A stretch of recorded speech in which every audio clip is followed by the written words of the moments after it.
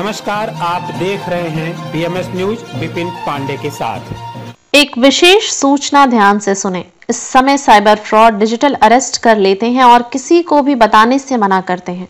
आपको लालच देते हैं कि आप कोई पुराना सिक्का या पुरानी नोट हो, उसे हम पर आपको 20,000 देंगे, 1 लाख देंगे और पैसे के लालच में आकर हम उनसे बात करने लगते हैं और वह ठग जाल में फंसा लेते हैं। वीडियो कॉल करके या किसी तरह से अगर आपको इस तरह से कोई आपके पास फोन कॉल आते हैं या बैंक से लोन लिया है, आपका कोई रिश्तेदार एक्सीडेंट हो गए हैं, इतने पैसे चाहिए और भेजिए, अगर इस तरह से कोई भी फोन कॉल आते हैं तो सबसे पहले आप कंफर्म करिए, सतर्क रहिए और इसके बाद अगर कंफर्म हो जाता है तो आप पुलिस में कंप्लेंट कर सकते हैं। नंबर है 1930 में कॉल कर शिकायत कर सकते हैं। नमस्कार दोस्तों, बीएमएस न्यूज में आप सभी दर्शकों का स्वागत है। आज हम आपको मध्य प्रदेश के मऊगंज जिले की खबर दिखा रहे हैं। इसके पहले हमने आपको कल एक खबर दिखाई थी जिसमें मऊगंज विधायक रात्रि 8 बजे से लेकर 11 बजे रात तक कलेक्ट्रेट कार्यालय में धरने पर बैठे थे। इसके बाद लौर थाना प्रभारी जगदीश ठाकुर को निलंबित कर दिया जाता है। इसी तरह से जब मऊगंज विधानसभा क्षेत्र के शाहपुर थाना में थाना प्रभारी जगदीश ठाकुर पदस्थ थे, तब भी मऊगंज विधायक प्रदीप पटेल शाहपुर थाने में धरने पर बैठकर थाना प्रभारी शाहपुर को लाइन अटैच कराया गया था। इसके बाद देव तालाब विधानसभा क्षेत्र के थाना प्रभारी पुनः जगदीश ठाकुर को बनाया जाता है, लेकिन पुनः मऊगंज विधायक कलेक्ट्रेट में बैठकर देव तालाब विधानसभा क्षेत्र अंतर्गत लौर थाना प्रभारी को निलंबित करते हैं। आखिर क्यों? यहाँ पर सबसे बड़ा सवाल ये है कि अगर इसी तरह से मऊगंज विधायक धरना बैठकर मऊगंज जिले के कर्मचारियों को, अधिकारियों को हटवाते रहेंगे तो क्या कोई मऊगंज जिले में आने के लिए तैयार होगा?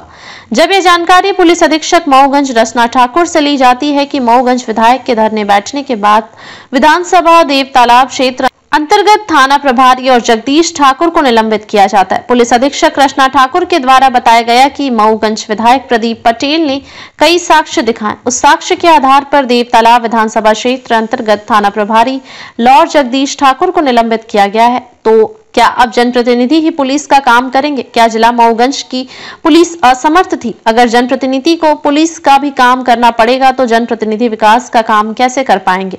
और सही है तो हम भी उसका समर्थन करते हैं और अगर कोई गलत चाहे, अधिकारी हो या कर्मचारी, उसकी सजा मिलनी चाहिए।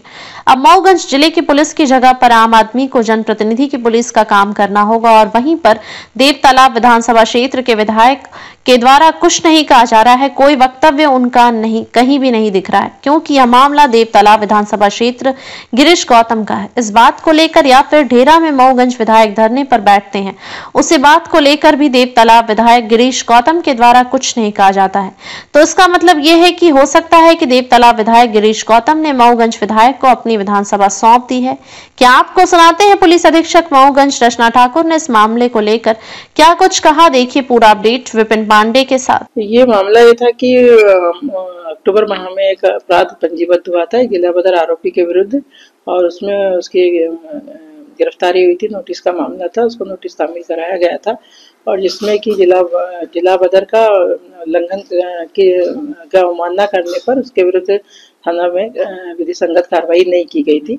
इसके अलावा एक फरियादी के द्वारा उसकी पुत्री के अपहरण की संबंध में रिपोर्ट की गई थी, उसमें भी तत्काल मुकदमा पंजीबद्ध नहीं किया गया था और अलग अलग दिनों में उसने आवेदन दिया, उसके बावजूद भी उसमें अपराध पंजीबद्ध नहीं करने पर उसमें गंभीर लापरवाही पाए जाने पर एसडीओपी से उसकी तस्दीक कराने लापरवाही पाई गई, इसलिए उसको निलंबित किया गया है। मैं निलंबित किया गया जब मऊगंज विधायक रात में आते हैं, आप धरने पर बैठते हैं, तब निलंबित किया जाता है, पहले क्यों नहीं किया जाता है? नहीं, निलंबित इसलिए किया गया कि क्योंकि विधायक जी ने आकर के उसमें बहुत सारे ऐसे प्रमाण दिए कि इनके द्वारा इस तरह से आवेदन देने के बाद भी कार्रवाइयाँ नहीं की गई और जिनको हमने दिखवाया है थाने में तो वो लापरवाही पाए जाने पर ही, प्रमाणित पाए जाने पर ही कार्रवाई की गई है।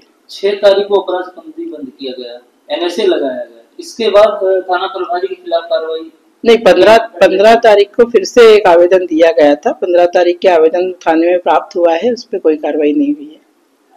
पुलिस द्वारा जब अपराध कायम कर लिया गया फिर पुलिस कहाँ नहीं, दूसरी कार्रवाई की? 15 तारीख को पुनः एक आवेदन दिया गया था किसी और बिंदुओं पर। उसमें हमारे पास अगर कोई भी आवेदन आता है और हम प्राप्त करते हैं तो उसमें हमको वैधानिक कार्रवाई जो नियमानुसार बनती वो करना चाहिए था, वो नहीं किए जाने पे। जिले में पहले से बल की कमी है, 4 TI लाइन अटैच हैं, तो कैसे सुरक्षा की दृष्टि से कार्य किया जाएगा? अभी ये लापरवाही पाई गई थी, इसलिए हमने कार्रवाई की है।